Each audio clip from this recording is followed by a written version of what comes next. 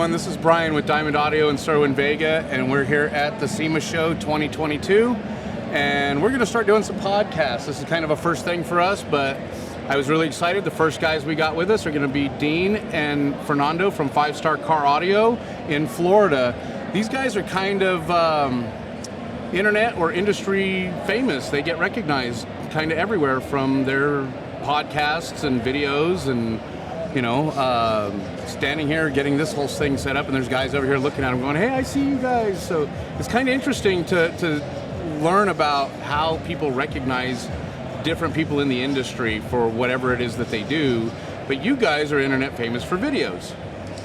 Yeah, I mean, and doing cool installs, I guess, or wiring, I don't know. Well, the wiring is another thing, that's kind of become your shtick as far as, and what I mean by that is there's guys that do fabrication. Yes. And they do these crazy fabrication things, and there's guys that I look to still not being in retail, but still loving what we do. Yeah. I watch them, and they inspire me to want to think about things that I like to do.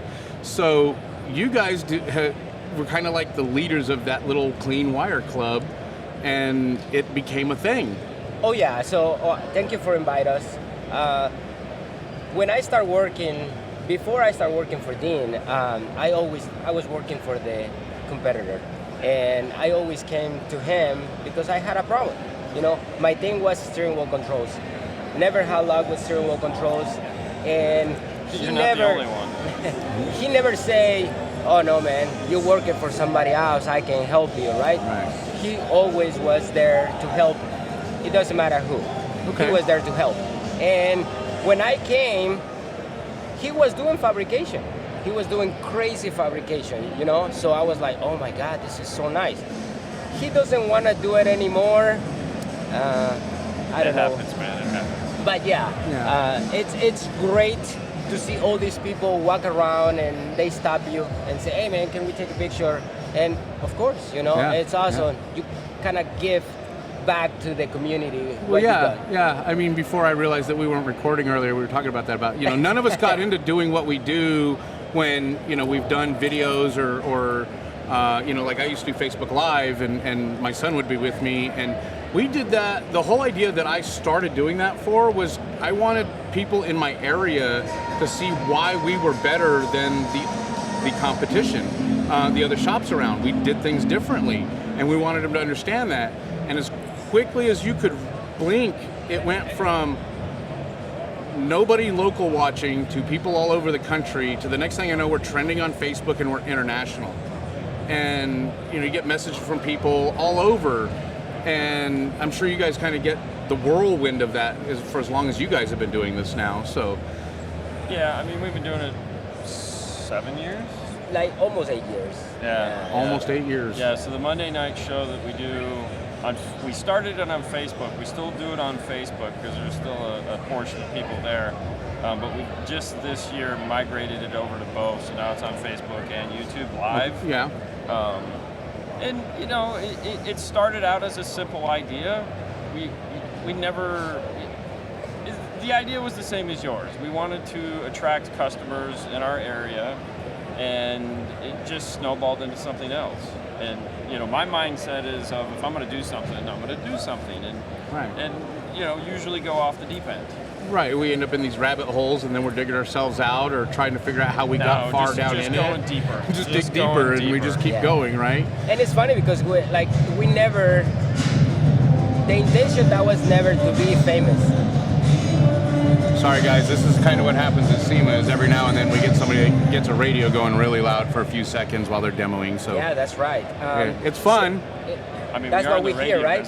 Yeah. So our intention never was to be famous, YouTube and all that stuff. Yeah. Everything started with a crazy idea of Dean, like always, and changing the clock for customers, daylight savings and all that stuff, and that's how everything starts. So you want to say the story? No. It was one of those things with daylight savings time. I've been doing this for a long time like you. And, every daylight, you have the guys that show up for that next 2 weeks, and they're like, hey, set my clock. And it's like, here, it's real easy, press these 2 buttons. never going to remember that. No. And, you know, I was like, man, there has to be an easier way. I had done some, like yourself, I had tried to do some videos and stuff like that before, but when I was doing it, the medium just wasn't ready for it. Sure, yeah. You know, it's like, I got to pull out a big expensive camera. Yeah! Sorry, I had Asian for lunch. Yeah. Excuse me. So it was one of those things where the medium, where it needed to go, wasn't ready. So I just put it on the back burner. Sure. And, you know, then the time came when I was thinking about it, and I was like, you know, I have Fernando now, so I have some help. Maybe this is something we can do. And I don't think we ever shot that video. Never. No, because I came in that morning and I said, dude, I have this great idea. And he just looked at me like, oh, crap. Because he'd only been working with me at that time for, I don't even think, a year. Yeah, baby. That's right.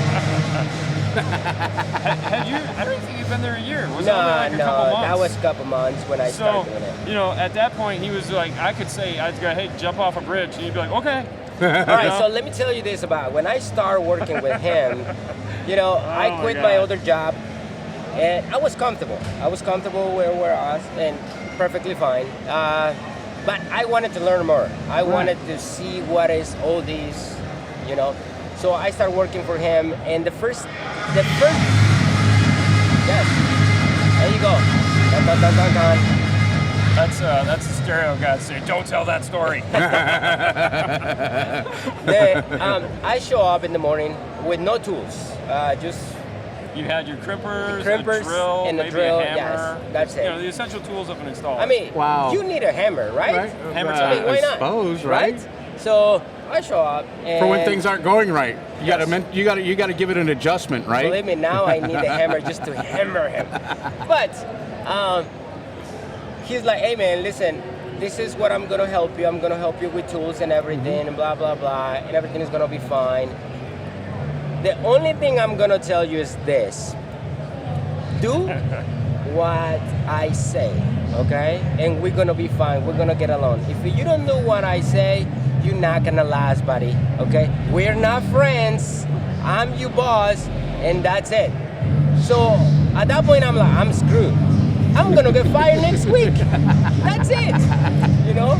So, and then 9 years later, Here you are. Here we are. All right, I will say this. I was way harder than you just made that sound. It was way worse than that, man. Oh, I've been there. I've Yeah. been there. He made me sound nice. It was not nice. When I opened my shop in Albuquerque, you know, in 2009, I hired a guy that I had known and I had trained him previously, like years before. Oh, yeah. And he came into the shop, and you know, for a while it was real good, but then they start to think you're friends, and you know, you have a great relationship and you're friendly, and I mean, I wanted to develop a business relationship with guys so we would hang out, we would do things, but when it gets to a point of you're abusing what you think is a friendship, when you're my employee, those can become problems. Yeah. But then there's other guys I've worked with, you know, where I was their supervisor or I was the owner of the business, and we worked fantastically together. Yeah, for sure. Which you guys seem to have a really good relationship with what you do. Like at the end of the day, I know my place. You know, I mean, Know your role. exactly. I'm staying in my lane. No, but in the end of the day, we hang out together. Right. Families, you know, spend holidays together sometimes. Yeah. But when it's in the install bay, I know that he's my boss, and sometimes I overthink it. From 9 to 6 or whatever your hours are, Yes. you work for him, and that's the way it goes. It's not even that. It's you know, I had been, when I brought him on, I was 22, 23 years in, and I had trained tons of guys in the install bay, and I you know, this was at 5-star was the next phase of the operation, and it was one of those things where it's like I was the only guy. It was it. I opened. I was brought into 5-star to open the install bay. I don't own 5-star. We just work there, and it was like, we need help. We need more people, and it just gave me the fresh opportunity to say, I'm not going to make the mistakes we'd made in the past. There has to be a clear hierarchy of what needs to go on in a bay, because it's a lot of goofing around, a lot of like, I'm going to take a break, and the abuse of power. And so it was like, it wasn't that you shouldn't get along. Everyone needs to get along, but there also has to be, at the end of the day, here's the line, here's what you're expected to do. Don't cross it. And as long as and like, we can be the, like, at the end of the day, it's like, hey, do this, no problem. Yeah. And that's it. It happens. And then you develop that as time goes on. Like I said, we're doing this 9 years now. Yeah. So the nice thing is at this point, because I feel we started on the right footing, a lot of guys will come and visit, or they'll see us, and it's like, we can. It's a symbiotic relationship in that he knows what I'm thinking, I know what he's thinking. I can tell him, hey, I need this, and he'll do it. And he'll tell me what he needs, and we can get it done. And a lot of the time, because when we get a car in the bay, we have one car. We have one car. There's two guys. I want a tag team installers of the year award. That would be the best. That would be very cool, right? I want to be the Brooks and Dunn of tag team car. It's like, and the duo of the year is Dean and Fernando. Because and that's the nice thing. It's like when we get into a car, he knows, all right, I'm going to be doing this. So we spend usually about the first 15 to 20 minutes when a car comes in the bay. And it's like, are we going to film it? Yes. Okay, here's what you're going to do. Here's what I'm going to do. As far as the installation goes, all right, what camera do you need? What camera do I need? What shots do we need? Yeah. And we will plan that out before we start. And then it's like the whistle blows, and he runs off to his corner, I run off to my corner, and then we'll sit in the bay, and because a lot of times you go in the bay and the radio is just blasting. Right. Ours is dead quiet because it's not this. Because we're filming. Right. You can't have this while you're filming. Right. But here we are filming, and we've got this. Yeah. So, starting out and understanding the relationship was more of the fear that went into it. And, and he quickly found out that wasn't the case. It was just more of, this is how this is going to go. And, until this day, it really worked out for us, because even when we're here filming or something like that, it's like, all right, before we go to bed at night, it's like, all right, what's the plan for tomorrow? Sure. Okay. Did we accomplish what we meant to do today? And if not, do we have to accomplish it tomorrow? And did we get what we needed? And so that understanding that we started in the beginning has moved through into production side of what we do for this. So tell me about this Smash Force. Yeah, Smash Force Productions. Like all good things, when things start out, they start out small, and it's a pebble, and it starts rolling down the hill, and then things start to happen. Producing a YouTube channel, though in everyone's head sounds like it's really simple to do, and I'm just going to grab a phone and I'm going to do this. Right. And then you realize, like, really quick that that's not the case. Fernando gets, he asks, what I ask him to do, he'll try to accomplish it, then he comes back as I couldn't get it. And I'll be like, just like when you're doing an install, well, what was the problem? Was it I didn't know enough? I didn't have the right tool? And so, we don't know, because this is something that has really never been done on the scale we're trying to do it on, which is small. Right. And an active install bay, not a studio. Right. And, we still have to get the cars through the bay. Right. So, when we started, we bought a bunch of the wrong stuff, and then you slowly learn that, all right, that was dumb. So you waste and some money in the beginning, just like any business. Sure. But what was happening is it was getting expensive. It was like taxes and payroll, and so it had to turn into something more than. And we started working with vendors. Yes. Just make that check out to Dean. No, they don't like that. Yeah, that doesn't work for them, right? And so what had to happen was we had to create our own business, which is Smash Force Productions. And I'm a firm believer in partnership, meaning I have ideas, but I like to vet them. I like to throw them out and let people, just like when we were talking a minute ago about one of the products you guys have. Yeah. Like, here's some ideas that might be really cool. Right. And I'll leave that with you and do as you will with it. Right. So Smash Force is, you guys together? It's not. It's like a partnership of you guys. So it's my company, Okay. and I have 2 employees. Okay. I have Fernando, and I have my daughter Haley. Okay. And my wife, of course, whatever. Helps out, right? Yeah, She's the owner by default. Yes. Correct. Yeah. Yes. The boss's boss. Yes. Right, And right, so right. I guess I would be the owner, and then he'd be the manager. Okay. So he has duties he has to do, and, Right. and she has duties she has to do. Okay, okay. But like just simply creating the name, that was a group effort. Right. I said, we're going to do this. We're going to create this business, and he came up. So the logo is like a camera and a lens, and it says Smash Force Productions. My daughter came up with the name because we like wrote all these names down, and we worked that out. And I came to him. I said, we came up with Smash Force Productions. And he's like, that's cool. And then he came up with the camera logo. He came in the next day, and then was all right. So then they give it to me, and I polish it, and we worked it a little bit more, tweaked it, made it, move things around, got it. And I said, all right, here you guys go. Does this work? And they're like, oh yeah, that's it. That's really cool. Yeah. That's a great story. Yeah. Yeah. I love that. and so my question to you guys that I really have kind of wanted to ask for a while, and it really came to me when you guys went to Germany. So He didn't what? get to go. I didn't have the opportunity. Right. Okay. Well, I had you to went to work. Germany. Yes. Sorry. Yes. But I guess when I think about it, it's like I always see you guys together doing Yes. this stuff. Oh no, so do I. So, where did the vendor thing come from? Like, what started? Because I know you guys do a lot with AMP, and you guys do, a lot with different companies. Yes. There's some that are kind of like the standards, So but then you see all of a sudden you're doing HKI or you're doing whoever, and it's just curious to see where it came from and how it grew to being this. Yeah. was it like Gary Vaynerchuk? I think Gary V. Okay. He's a podcaster, motivational dude. Anyways, he had a theory. It was give ask, and it was one of those things where it's like, listen, we want to do this. Once we figured out the direction we want to take, we're like, we want to do this. Well, the only way we're going to be able to do this because this form of doesn't exist. Like, right. Doing what we wanted to do doesn't exist. Right. No one was doing it the way we wanted to do it, and we're like, okay, well let's just do it. Screw it.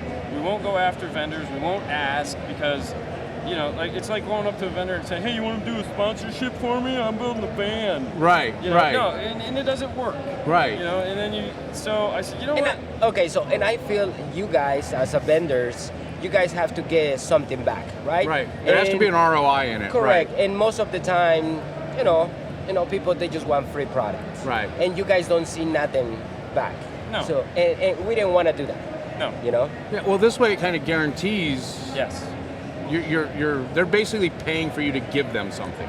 Yes. A relationship. You're selling them. Yeah. Right. So what happened was we just said we're just going to do it. Okay. Screw it. We're just going to do it. We'll make videos on these products. We'll do unboxings. We'll do reviews. We'll do installs.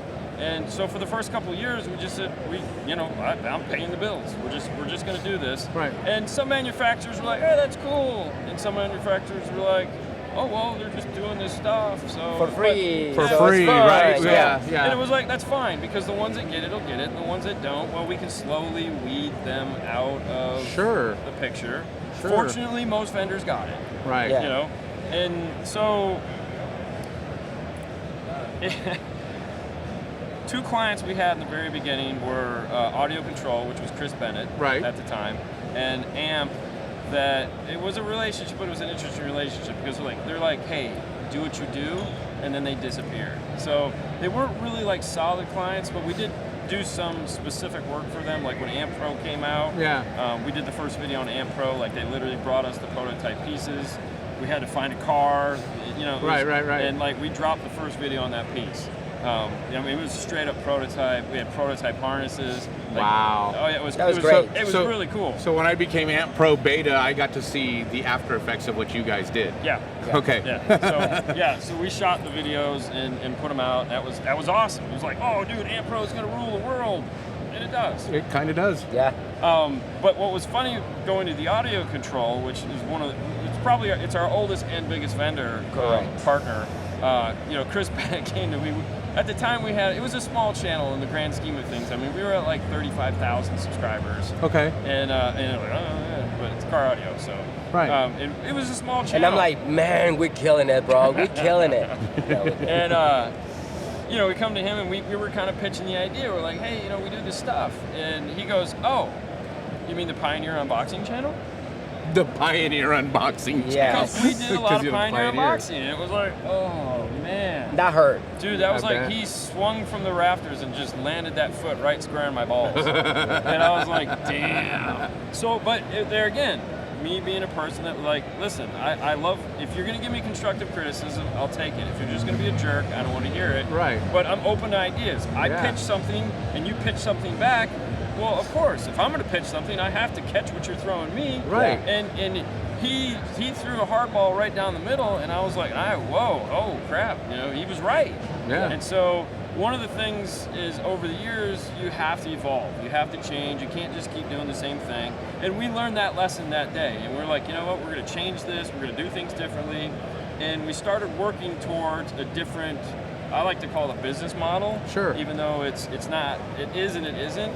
And so from that point, it was like, okay, we need to turn this into something other than just what it is. Right. And it took time. It's not like that stuff can happen overnight. So over the next 2 years after that, it was like, we're going to turn this into a digital magazine. If you look at the channel, it's never the same content. Some of the stuff appears, you know, that's like there's structure to it. And if you look at like a magazine used to be, you know, you had unboxings, you had the reviews and columns and you know, Your products. And so what we try to do, Q&As. yeah, exactly. Yeah. So over the course of a month, if you look at the channel as a monthly thing, it's a full magazine. Okay. You know, Okay. and That's a cool concept. I never looked at it that way. And a lot of people don't, and it's fine though, because it doesn't have to be obvious. Right. But you know, so when we go to a vendor partner and we're trying to get them as a client, or they're trying to come to us, we explain to them how it works. And Right. and you know, there's advertising in a magazine, and so we advertise. We let vendors advertise with us, and that's what has, you know, kind of moved the channel along. That's pretty cool. That's really cool. It was. I know when I started talking to you when I was trying to figure out podcasting, because it's not out there really yet, but I'm going to be doing 3 podcasts with MEA. Oh, very So nice. I kind of I bit off a little more than I could chew, but you know, I got a big mouth, so we'll be all right. But it's going to be myself and Elias Ventura doing one, Adam Devine and I doing another, and then Ray West and I will be doing one. So it's going to be fun. And then, you know, hang on a sec, guys. This is your intro right now. Right, yeah, hey, there's my new intro. Yeah, we're going to use this. Bring it to the mic, to the stand. The man, Ladies and gentlemen. Bryan Piper! Oh yeah, give it up! So then, Can I say one thing? yeah. I really want to be somebody's hype man. Oh, that would be fun. That's like a dream, Right? Like, just have the towel and be up there going, yeah, what's up? Yo, let me hear you. Oh, it's a total dream of mine. That would be very cool. So then the guys at Diamond and Cerwin Vega, you know, I was mentioning that I was going to do that, and then it was like, oh, now we need to do. So for sure. So I went from doing 3 to I think we're going to be doing 5, because I'll be doing one for Cerwin Vega with my coworker Ryan and Paris, who's our media girl, and then we'll be doing one for Diamond Audio. So one for each brand a month. So now I went from 3 podcasts a month to 5. And now I'm like, how do I manage all of that and still do a full-time job? So you guys will be my inspiration, I'm pretty sure. I was going to say, because we do like, what, 6 shows a week? Yeah, you guys do how many? Yeah. 6 shows a week. Yeah. 6 shows a week. 6 or 8. Yeah, see, yeah, so that's a lot. More on another channel. Oh, okay, see, Yeah. so yeah. So yeah, I mean, I think the podcast thing is, and YouTube videos and everything that you guys do, and I'm hoping to do some of that as well. It's a new way to inspire people, I think. So, by the way, this is day 3 at SEMA, and this is the day where people are going, I don't care. Come find me. Right, yeah. Where the SEMA lady that's walking around with her ruler to slap you on the hand for turning it up. Yeah. We got it the other day. We were actually told that if you get too many warnings, they give you an official warning. Okay. And then with too many official warnings, they'll turn your electricity off. Oh. You know what I say to that? Friday at 2:00, we're going to get our electricity turned off. All right. Oh, yeah, baby. Bring That's it. it. Yeah. We're going full ham on it on Friday. Not to go out of the topic, but what do you think about SEMA? the SEMA right now? So I haven't been to SEMA in years. The last time he was here, I think it was like 2012. Okay. So it's been a long time since I've been here, and this is my first time actually being at SEMA with a manufacturer. So getting to see this side of it has been eye-opening in a lot of ways. I don't get to see a lot because I'm here, and our thing is we got to be here. The funny thing is like you said, you've never been as a vendor, right? And we've never done anything as not vendor supported. So we've never gone to an event we've never been to a Knowledge Fest, we've never been to a Master Tech, we've never been to SEMA as just like just guys dudes from 5 Star. Yeah, no. Right. We've always been a hired gun. Okay. Which is great. I love doing it because I love. Well, at least you're guaranteed a trip to the show, right? Well, it's not even that. Listen, you can't do what we do and not be extremely passionate about what it is, what it is we're part of, and when we put together our list of things we want to do at the beginning of the year, it's the next thing is, all right, we need to find a vendor partner. Right. Because, we love working with manufacturers. We apparently love signing NDAs because those are fun. Oh, yeah.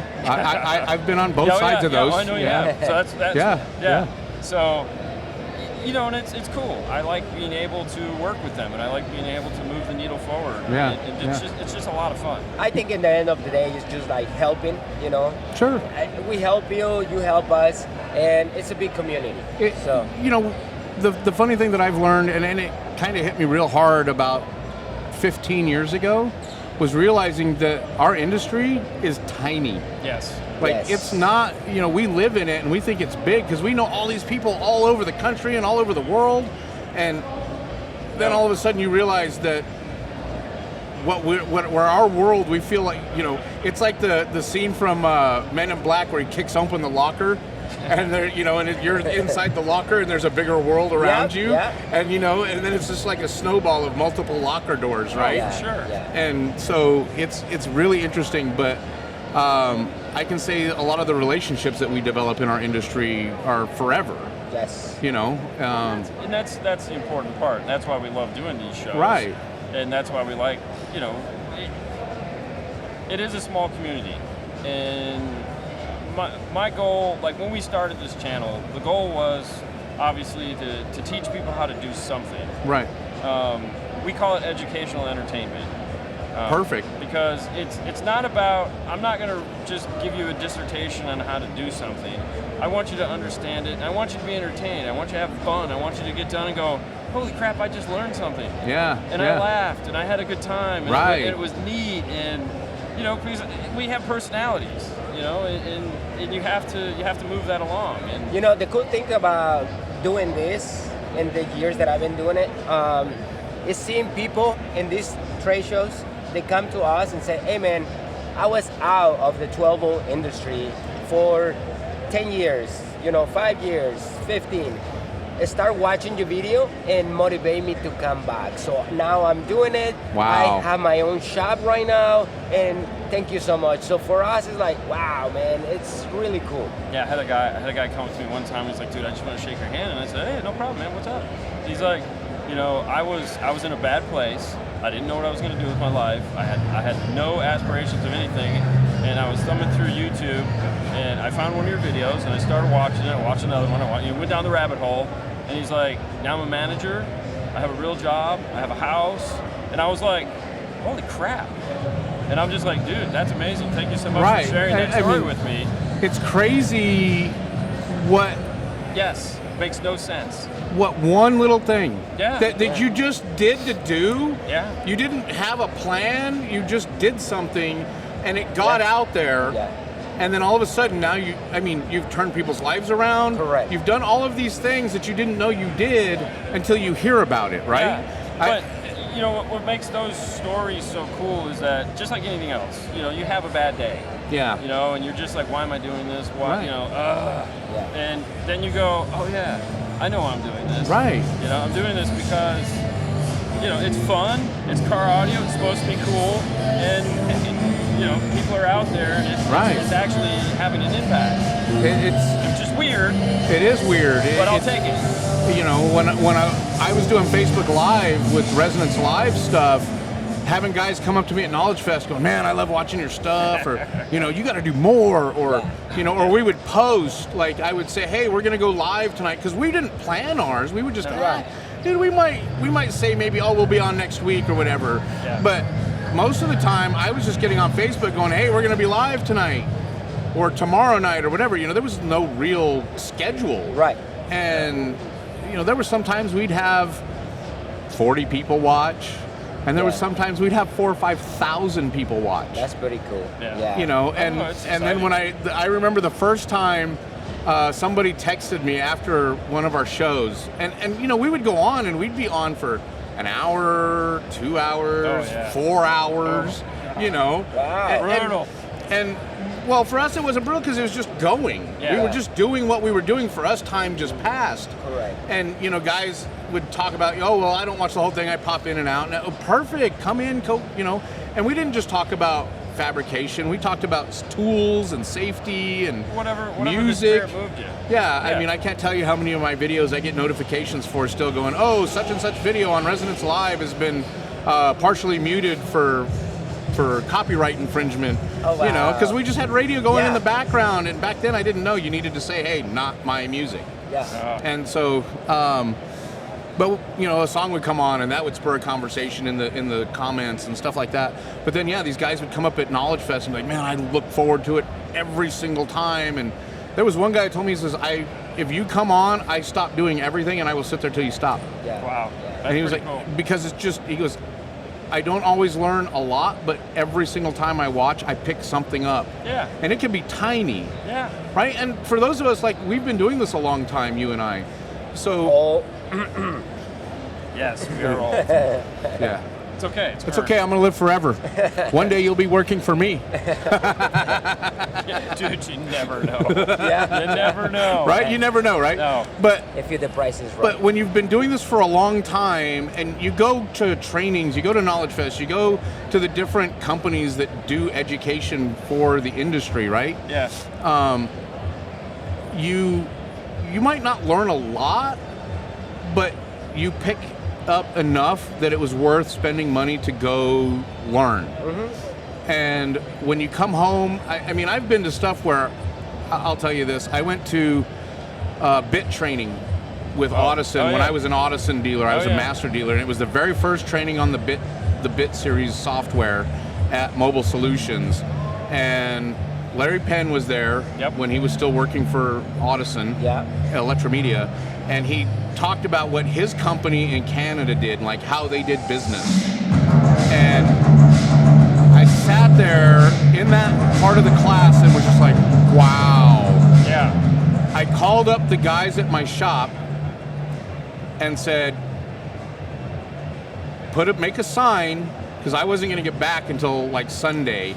And I said, make a sign and put it on the door saying we're closed for the next week and a half. Wow. And they're going, what? I said, we're closing for a week and a half.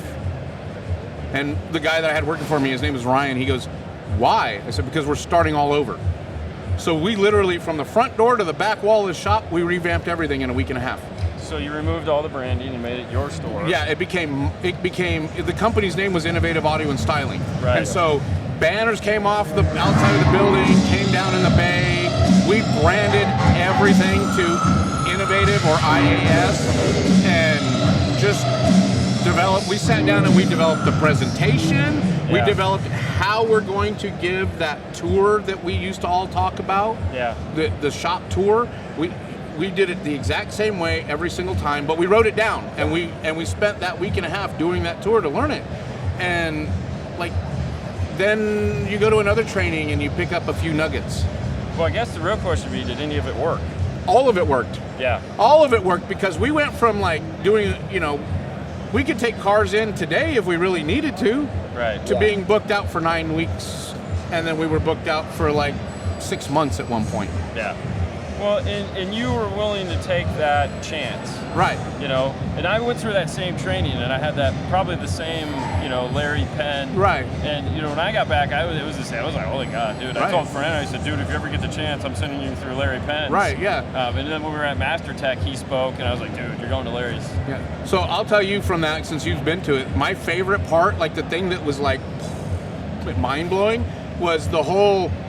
You can't serve everybody from the bottom to the top. No. You have to draw this line of where you're going to start. Yeah. Yeah. And that's when I heard that. That's when I'm like going, hey, we're closing. Yeah. Well, Because I had this whole idea now of like, yes, all of this gear that I have that I haven't been able to move because we don't deal with that customer. correct.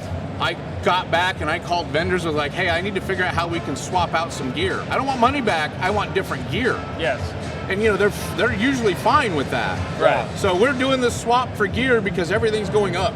Right. And so we drew this line of like, yeah, he put it like, you know, are you going to sell to Ruth Chris customers or are you going to sell to McDonald's customers? Right. And You like can't that whole be, thing. you can't be everything to everybody. Right. And that changed my whole mentality about how we did business and how I even think about it to this day with anything I do. Well, that was like when Fernando came working, you know, and you were like, yeah, we were doing fabrication, we were doing custom builds and stuff like that, and you know, but we were trying to do everything. We were trying to do, you know, hey, I need a dual shaft radio. It felt like, you know, but it wasn't. Yeah, all the way up to, hey, you know, you need to do this, and it was like, all right, we need a business model. All right, we need a business model because I can't be A to Z. You know, we need to figure out where it's at. And so it took us a minute. It wasn't like, you know, because there again, I have to work with the store owner. We have to come up with something that works for him and his mindset. And, you know, we moved things around, changed processes, and we came up with a business model. Because there's always guys that come and go, you really don't build boxes? And I go, no. No. Can I? Yes, but I don't. But why? Yeah. I can buy one. Correct. It will work. Well, it's not even that, you know, and I have guys that will do that. I can send them a blueprint because I know how to design a box. Right. Because I did it for years. Oh, I still do. Right, and I'll send them a blueprint, literally a blueprint. I went to school for architecture. Right. And they're like, build this for me, please. And, you know, please usually is like, here, it's good. Well, it's going to cost you this. It's like, fine. So I'm still having a custom built box. You're just not doing the labor. I'm just not doing it myself. Right. MTI changed the world. That's exactly right. You know, I will say that.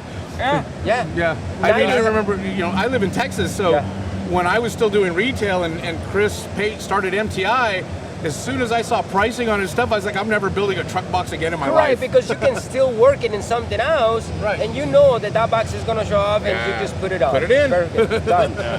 So, you know, the business model, and that was one of the things that I took away from Larry and other classes, was like the business model is important. If you don't have a business model, you're going to fail. Right. And like just going back to like when we started Smash Force, it was the natural transition of we need to move this into a business. We need to make it. We have payroll, we have taxes, we have expenses. Oh my God, we have expenses. So now you got to do expense reports for everything. And oh Jesus, yes. My accountant hates me. But it was one of the things where we had to do that because one of the things that like we spent so much time developing at 5-Star was our business model and how we are going to move forward, how we are going to make money for the owner. Sure. And there's a lot of shops that don't do that. And it's like, no, listen, you have to do it. Now, I'm not saying you can't change your business model because we've changed how we do things over the years, and you have to. But it's knowing like, okay, the business model isn't working anymore. What can I do? Do I stick to it? Do I change it? And if I change it, there has to be a change that makes sense for what you're actually trying to accomplish. Right. If you need to move up the needle, move up the needle. If you shot for the moon and you didn't get there, well then dial it back a little bit and figure out what works. Yeah. And maybe go back to the moon later. Sure. You know, 100%. Work towards it. You change tracks too soon. Right.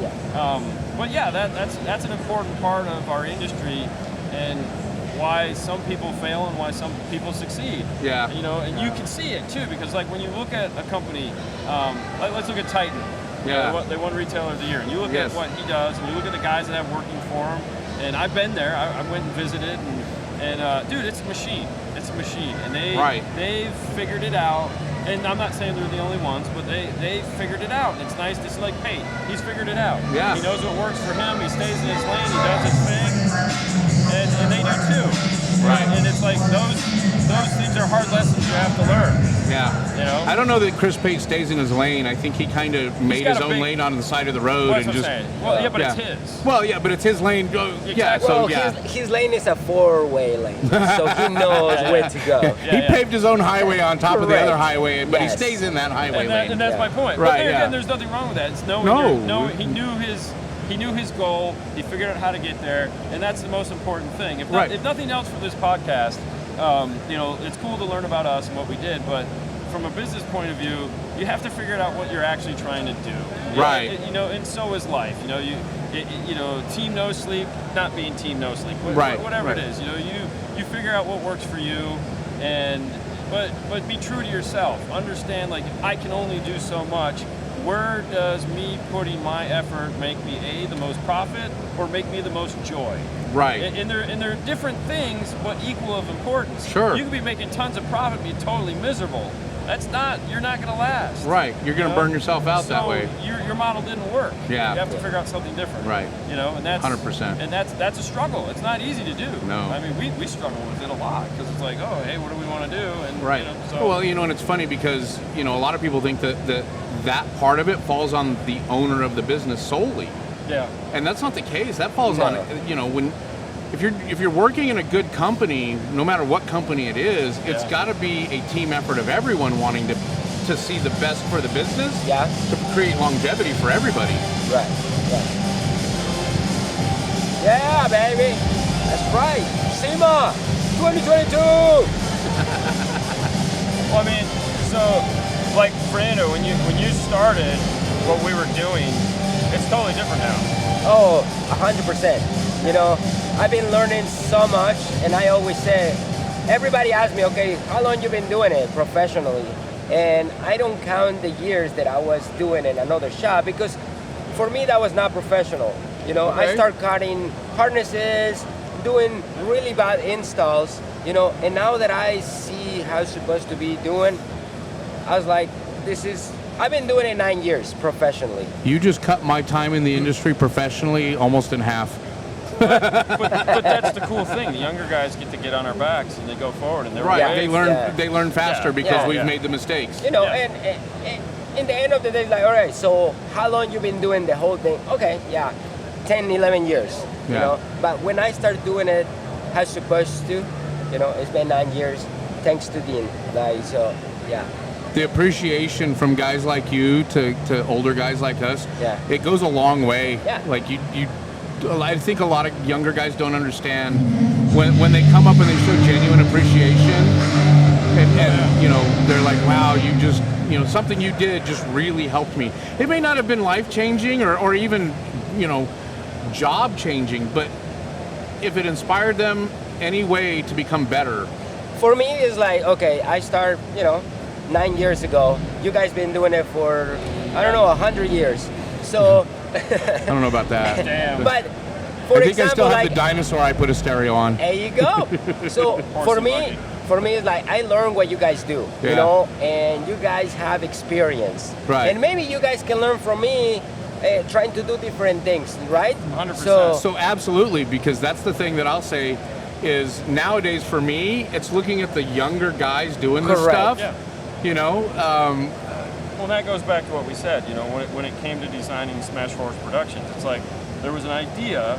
I've been designing logos and doing art and all that stuff for years, but if you're an artist, then you get, which even a fabricator, designer, whatever it is, right, you get stuck. Yeah. And you need someone to push you in a direction or give you an idea or help guide you. And I learned that a long time ago because I would always bring, my guys into the bay when I'm designing stuff. I said, what do you think of this? What do you think of that? Does this look cool? Does that look not? And I would take that advice and I would either go, yeah, you're right, or no, you know what? I'm gonna stick with what I thought. Yeah. And I'd usually be wrong. And I'd be like, all right, that's a hard lesson. So, that's why, yes, when I'll say, hey, what do you think about? I always come to him and I go, hey, what do you think about this? Yeah. What do you think about doing it this way? And he'll already have his idea in his head, which is usually what we're going to end up doing. But I'll say, but I want to make sure he saw what I was thinking. So maybe there's a middle point. Yes. Precisely. Yes. And a lot of what we do is built around that. I don't want to be like, at the end of the day, yes, I have to make the decision. I have to make the call. I'll decide where we're going to eat tonight. You know, Right. I'll take it on the. But I want to make sure that he and anyone that I'm involved with had their opportunity to say, no, what do you think of this? Because, it's like I say this to my customers. I said, you can ask me 100 questions, 1,000 questions before I start the install. But the minute that car is in the install bay, don't call me. Right. Because if you haven't asked me now and you call me 3 hours into this and we're almost done and say, hey, can you do this? I go, no, it's done. Right. It's We're putting it back together. We can't do that now. Yeah, Correct. It's Right. over. Right. So I hate those situations. So we built the relationship model, so to speak, around that, and it's worked. Awesome. Hey guys, I really want to thank you guys for sitting down with me. Oh, thank you, man, for having us. I don't want to keep you guys too much longer. I know you got a lot of work to do still, walking around recording stuff, and I probably need to get back and actually do my full-time job over here in the booth. Forget it. It's all right. It's all right. They'll only fire me. I don't think they will. I don't think I will. Yeah. But I want to say thank you to guys for bringing a new light to what we do. The way you guys do your videos, the way you look at what you bring to the industry knowledge-wise and information-wise. Because I get it, it's not designed to be, we're trying to accomplish this. It's we're just trying to share. We're trying to give people a different perspective. And I love that you guys do that, and it helps everybody do it. Thank you. Thank you, man. So I will say this, outside of this podcast for Diamond and Cerwin Vega, I do want to have you guys on one of the MEA podcasts. I also want to say congratulations to everyone that made the top 50, yes. and top 20 and all of that. Yeah. And all the vendors who have made awards. Diamond Audio has made, I believe, a total of 4, because we've got sales rep, vendor tech support with myself, Ryan as a sales rep, and then we're Very in the cool. power sports and marine categories. That's awesome. Very nice. So we're very excited for the awards. And the guys that they don't made it, hey, just keep doing it. Try again. And next year, it's another year, right? Yeah, So, absolutely. all right. Thanks, man. Thanks for Thank having you. us on. Thank you guys. I appreciate it.